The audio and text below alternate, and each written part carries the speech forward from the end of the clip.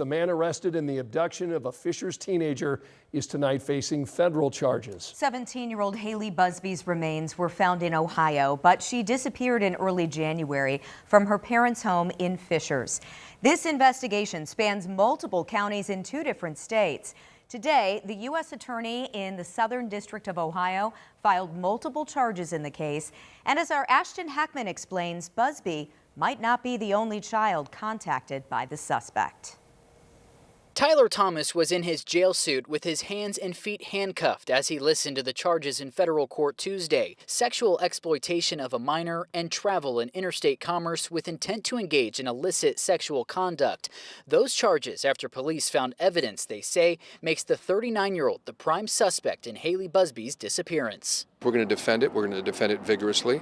We're going to deal with the charges straight up, and we'll deal with professional and capable prosecutors, whether it's in state court or federal. Prosecutors allege Thomas and Busby were communicating online for more than a year before she went missing on January 6th.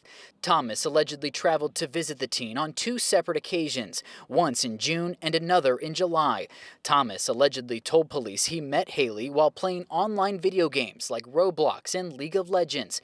He also allegedly said they would communicate on Discord and the secure chat app Session. Tyler Thomas is not charged with killing Haley Busby, but did lead police to where her body was buried in a different part of the state. Investigators asked Thomas if he had murdered Haley. He allegedly said, quote, "I think she is alive and safe." Columbus police told Thomas they didn't believe him. Thomas allegedly said, quote, "She'll be all right, and I would like to talk to a lawyer too." His attorney says those charges could come at the federal level. I don't think it's much of a leap to suggest that they're considering jurisdiction over that aspect of the case, but that's going to be up to these very capable U.S. attorneys to decide. Investigators also uncovered child sex abuse material on Thomas's phone of a girl believed to be between 7 and 10 years old. They also allegedly found a sexual conversation on Discord with another teenager. In Columbus, Ashton Hackman, 13 News.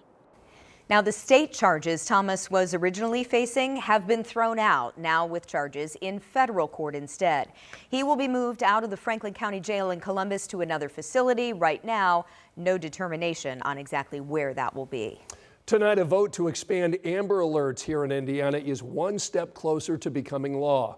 This morning, state lawmakers voted unanimously to move this bill forward. The amendment on this bill adds that a missing child can be considered a high-risk missing person. Lawmakers say this could help find kids in danger more quickly. By doing this, we can actually get to a high-risk person a lot more quickly through an Amber Alert that has age restrictions and that sort of thing. And probably the biggest piece would be in that high-risk missing person, a person whose disappearance may be the result of a commission of a crime. That bill now heads for a second read in the state Senate. Governor Braun told us today he wants big tech to take some more responsibility when it comes to protecting kids online.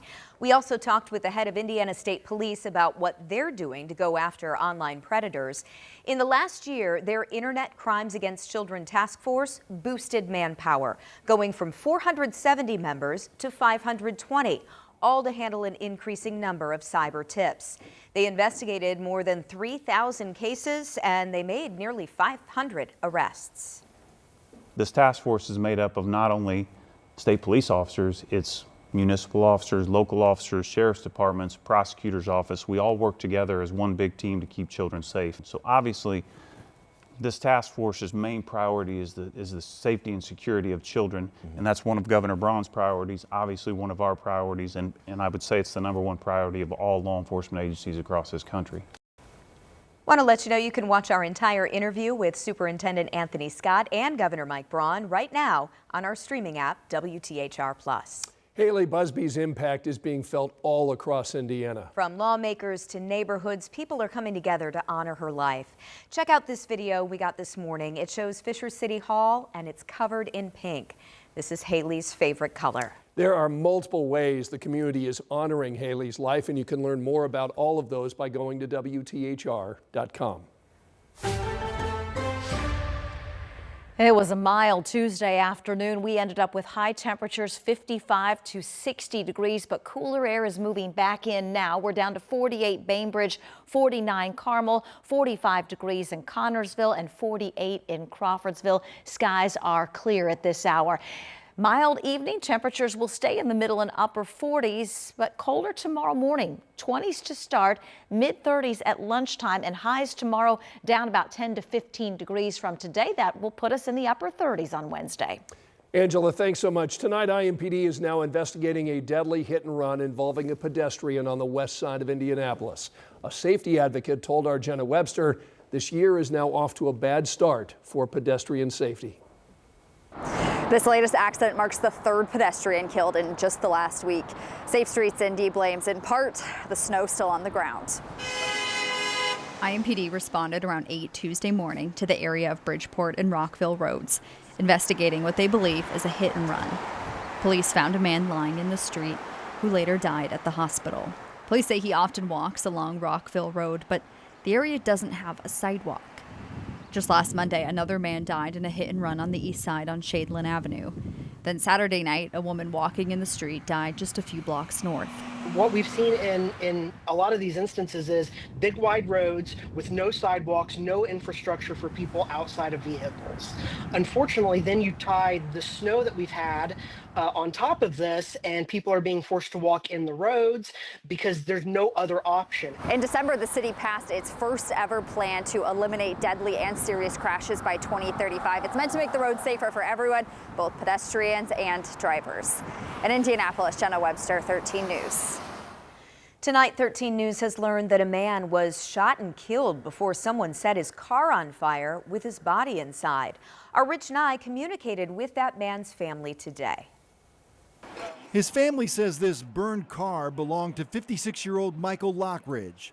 His body was found inside. The car was set on fire in an alley near 29th and Dr. Martin Luther King Jr. Street. When the fire department put out the fire, they discovered the body. Police were called to investigate about 1:15 Sunday afternoon. The coroner ruled that Lockridge died from a gunshot wound to the head. I exchanged messages with Lockridge's family on Tuesday. They're not ready yet to share photos of him or to speak on camera. But they said that Lockridge was the youngest of 8 siblings from the Rushville area. And he spent the last several years living with one of his sisters on the far east side of Indianapolis. No one has been arrested. Police have not released any information about what may have led up to the shooting and the car fire. Metro Police said Tuesday afternoon that detectives have nothing new to share on the investigation. In Indianapolis, Rich Nye, 13 News. Meanwhile, police are asking anyone with information to contact IMPD or Crime Stoppers at 317-262-TIPS. You can remain anonymous.